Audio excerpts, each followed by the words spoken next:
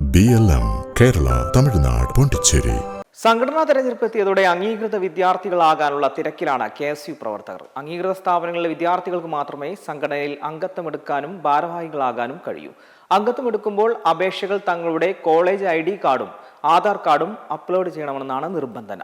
അതുകൊണ്ട് തന്നെ ഏതെങ്കിലും കോഴ്സിന് ചേരാനുള്ള നെട്ടോട്ടത്തിലാണ് പദവിമോഹികളായ നേതാക്കൾ. അംഗത്വ പ്രക്രിയ പൂർത്തിയാക്കിയ ശേഷം അപ്ലോഡ് ചെയ്ത എല്ലാ രേഖകളും കൃത്യമായി പരിശോധിക്കും.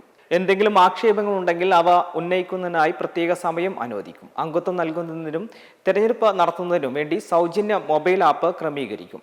അംഗത്വത്തിനുള്ള പ്രായപരിധി 16 മുതൽ 27 വരെ ആയിരിക്കും. അംഗത്വ പ്രക്രിയ നടക്കുന്ന തീയതിയിൽ തെരഞ്ഞെടുപ്പിൽ മത്സരിക്കാൻ ആഗ്രഹിക്കുന്ന വിദ്യാർത്ഥിക്ക് 27 വയസ്സിൽ താഴെയേ ഉണ്ടാകാവൂ എന്ന നിബന്ധനയും NSU മുന്നോട്ട് വെച്ചിട്ടുണ്ട്. നിലവിലെ KSU ഭാരവാഹികളിൽ ഒട്ടേറെ പേർ വിദ്യാർത്ഥികളല്ല.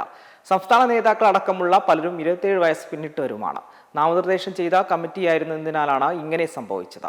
നേതൃത്വം നൽകുന്ന പട്ടികയനുസരിച്ച് സംസ്ഥാനാടിസ്ഥാനത്തിൽ തെരഞ്ഞെടുപ്പ് ഷെഡ്യൂൾ പ്രഖ്യാപിക്കും. ആദ്യ ഷെഡ്യൂൾ തന്നെ കേരളത്തെ ഉൾപ്പെടുത്തുമെന്നാണ് വിവരം. അംഗത്വ വിതരണമാണ് ആദ്യഘട്ടം. തുടർന്ന് ചീഫ് ഇലക്ഷൻ അതോറിറ്റി കേരള സന്ദർശിച്ച് തിരഞ്ഞെടുപ്പ് നടപടികൾ ഔദ്യോഗികമായി പ്രഖ്യാപിക്കും.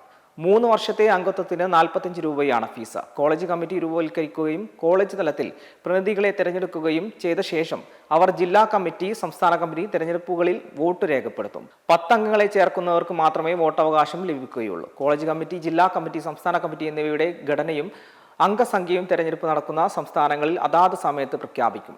NSUവിന്റെ ഔദ്യോഗിക വെബ്സൈറ്റിലായിരിക്കും ആശയവിനിമയത്തിനുള്ള പ്രധാന പ്ലാറ്റ്ഫോം. BLM കേരള തമിഴ്നാട് പോണ്ടിച്ചേരി.